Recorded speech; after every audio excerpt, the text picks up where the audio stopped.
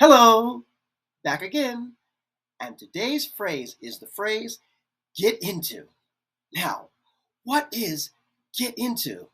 Well, it means that you are interested in something or you want to be involved in something. So, for example, if you like baseball, you can say, "Oh, I want to get into baseball." That means you want to play or you want to watch it. You can say, "Oh, I want to get into going to museums," or "I want to get into studying English." Let's do that, okay? Until next time, get into studying English, and I will see you later.